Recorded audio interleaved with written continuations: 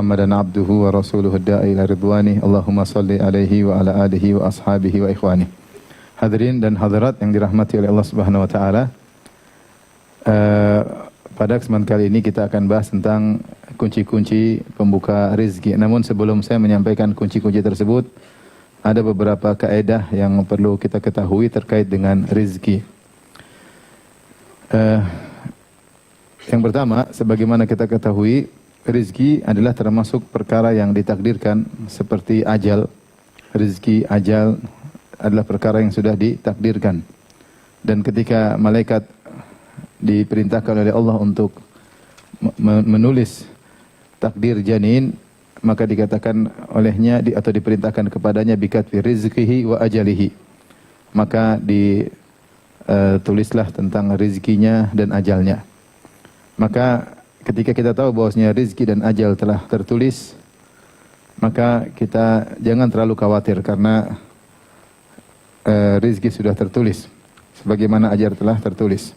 Kita yakin kita bakalan mati, seharusnya kita yakin juga bahwasanya rezeki kita akan datang sesuai dengan yang tertulis.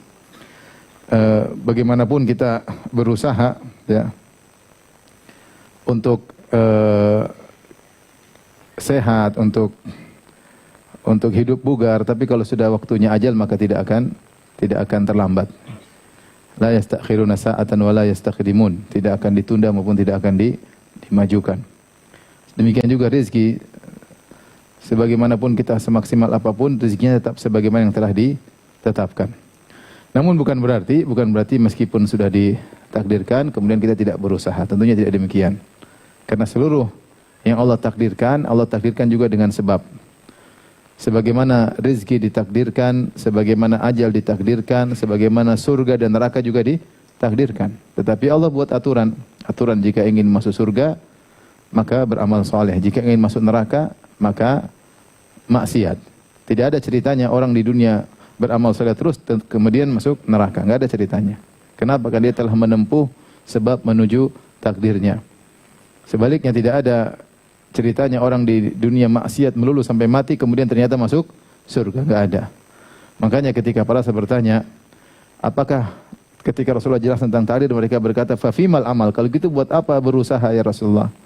Maka Rasulullah SAW mengatakan, "I'malu," berusahalah, beramalah, "fa kullun muyassarun lima khuliqa lahu." Masing-masing akan tergiring ke arah takdirnya. Ke arah takdirnya.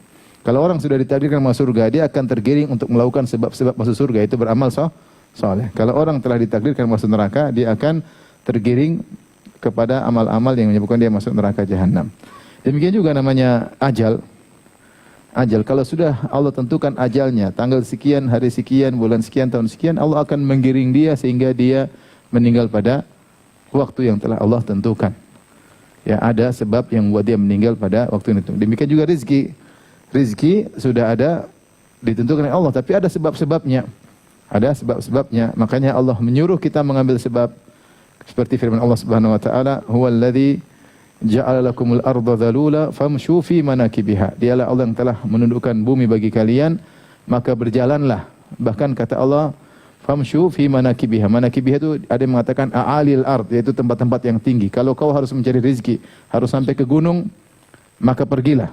Jadi Allah suruh berusaha. Ya. Wa kulu min rizqih, dan makanlah dari rezeki Allah, wa ilaihin nusyur, namun ingat kau akan dikembalikan kepada Allah.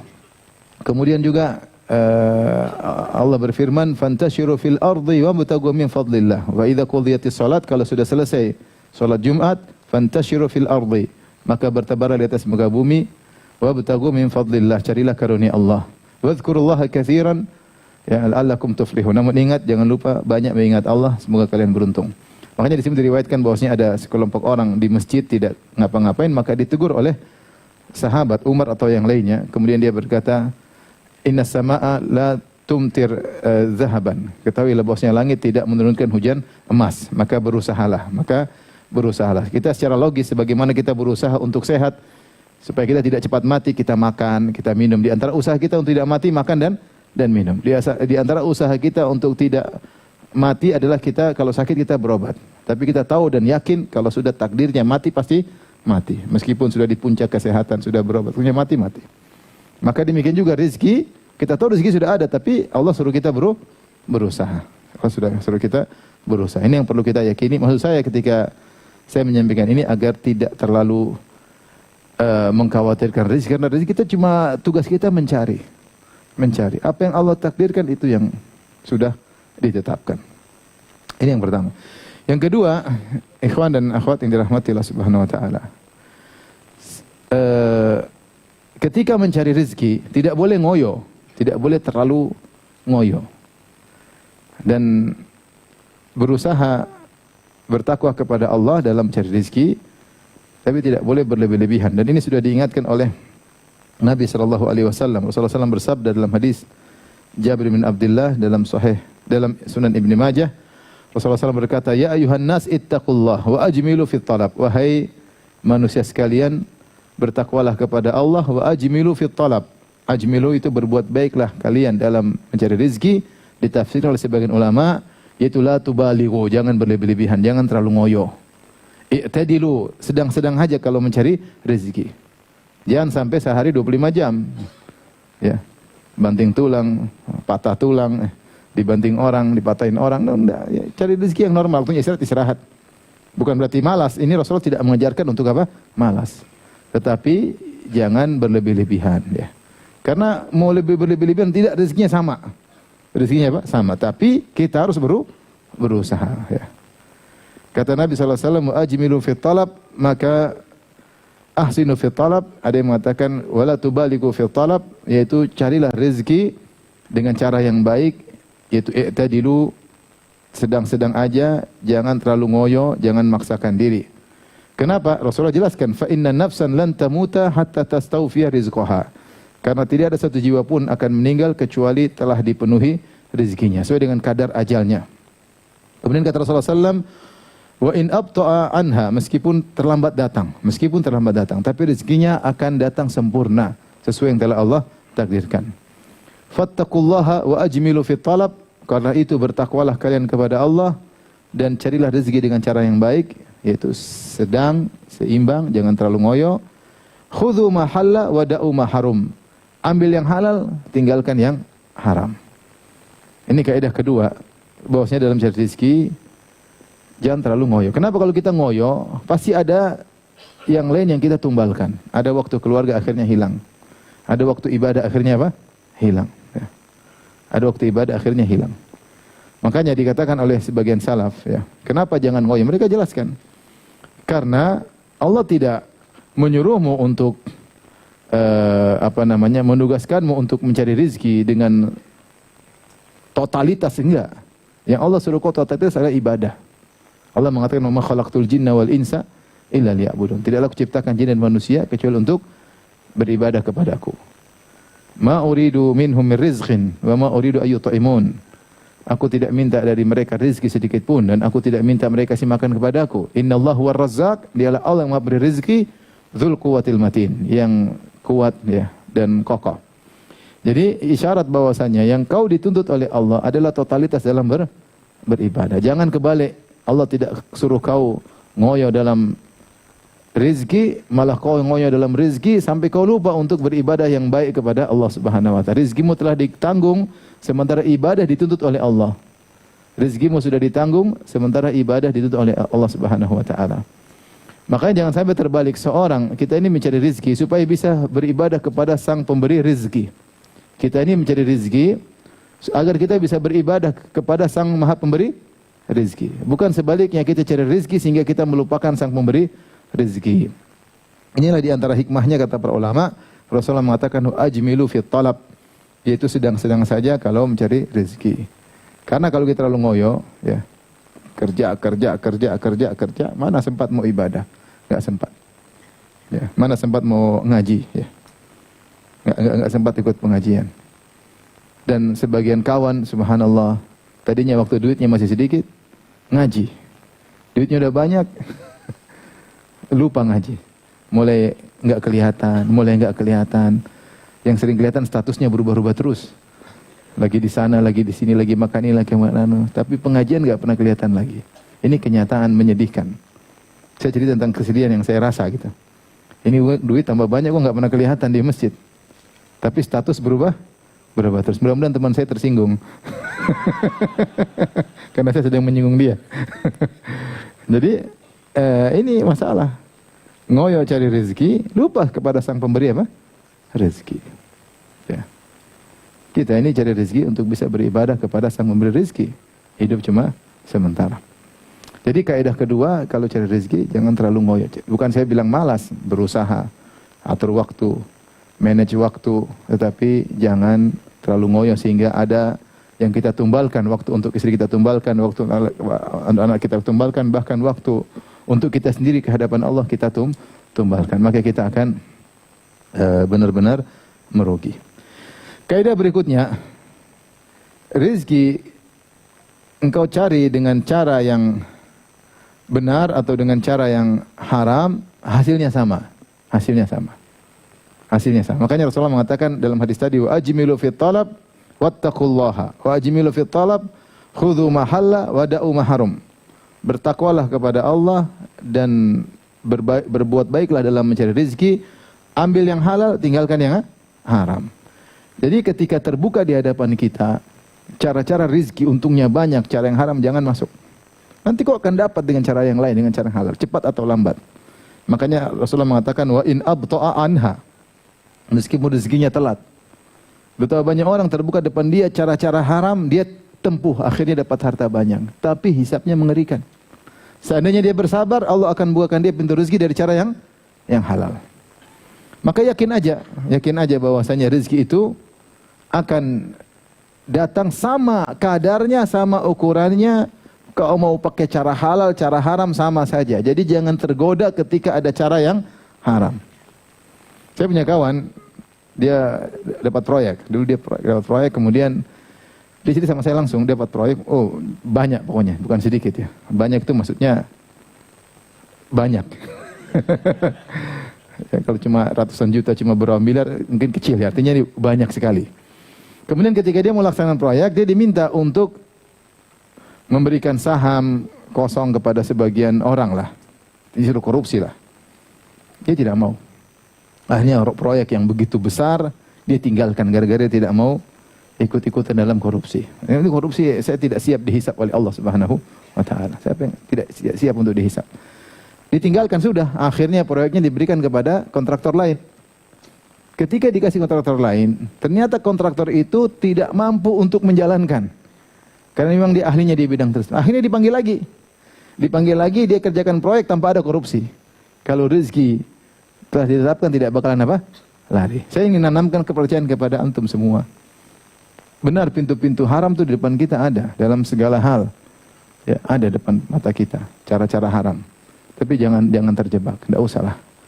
Kalau kita tinggalkan, Allah akan cari, kasih rezeki yang cara yang halal, yang sama kadarnya. Terkadang seorang mengambil cara yang haram, dia ambil. Dia tidak tahu ternyata Allah cabut, ada caranya juga Allah cabut. Dia dapat untung 5 miliar. Ternyata Allah cabut 4,5 miliar. Bahkan Allah cabut 5,5 miliar. Macam-macam mungkin dia sakit, mungkin ini, mungkin ada kebutuhan dadakan, ini. Dia enggak tahu. Pokoknya yakinlah, kau pakai cara halal, cara haram, hasilnya sama. Karena rezeki telah ditentukan. Maka jangan ragu-ragu, tinggalkan yang haram. Kata Nabi, khudhu ma halla, ambil yang halal, wada'u ma haram. Tinggalkan yang haram. Tinggalkan yang haram. Saya kalau mau kasih contoh, maksudnya banyak hal yang kita lihat sedih di depan mata. Ketika orang-orang berguguran gara-gara apa yang dia pelajari selama ini, sunnah yang dia pelajari, kajian yang selama ini dia ikuti, gugur semuanya ketika di depan dia ada sumber rezeki syubhat, bahkan haram. Bahkan harus korupsi, dia terjang. Ilmu yang dia pelajari selama ini apa? Gugur. Karena yakinnya kurang. Ini yang harus kita tanamkan, bahwasanya rezeki mau cara halal, cara haram, hasilnya sama saja. Bagaimana caranya? Urusan Allah Subhanahu wa taala. Baik. Yang berikutnya,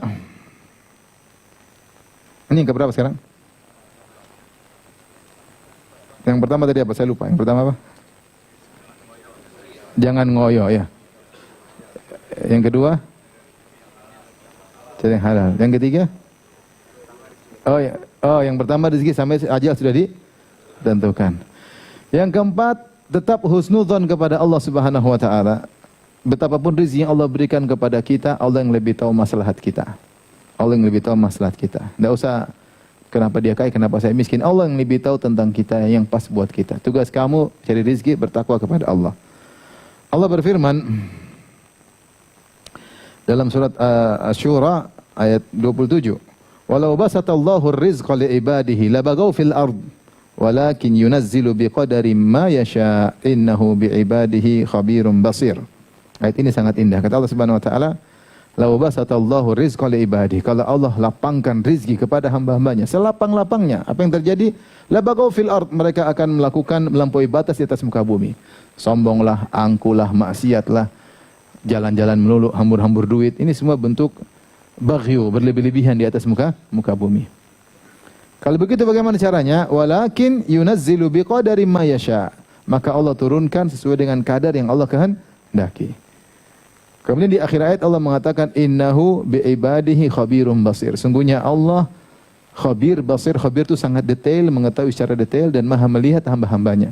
Allah tahu orang demi orang apa yang maslahat bagi dirinya. Maka kalau kita sudah berusaha rezeki kita segitu, kita bilang yang terbaik. Sudah banyak depan contoh kita orang dikasih rezeki banyak ternyata lupa, ternyata maksiat, ternyata sombong, ternyata angkuh, ternyata tidak bahagia, ternyata semakin tamak, ternyata semakin kehausan rezeki, semakin lupa diri, lupa waktu, lupa semuanya. Banyak orang seperti itu. Belum terjebak dengan narkoba, sudah kaya masih korupsi lagi, ya. Maksiat sana sini, hidup mewah-mewah, ini semua menyiksa dia nanti pada hari kiamat kelak. Maka yakinlah, tetap husnudzon kepada Allah bahwasanya apa yang Allah berikan kepadaku itu kadar yang terbaik bagiku. Walakin yunazzilu biqadari ma yasha. Akan tapi Allah menurunkan rizki sesuai dengan kadar yang Allah kehendaki. Dan kita yakin innahu biibadihi khabirum basir. Khabir itu kalau bahasa Arab artinya khibrah, yaitu ahli. Allah mengetahui hambanya dengan detail. Ini si fulan bagaimana, si fulan bagaimana, si fulan bagaimana. Maka lebih pantas yang dia dapatkan seberapa, Allah lebih mengetahui.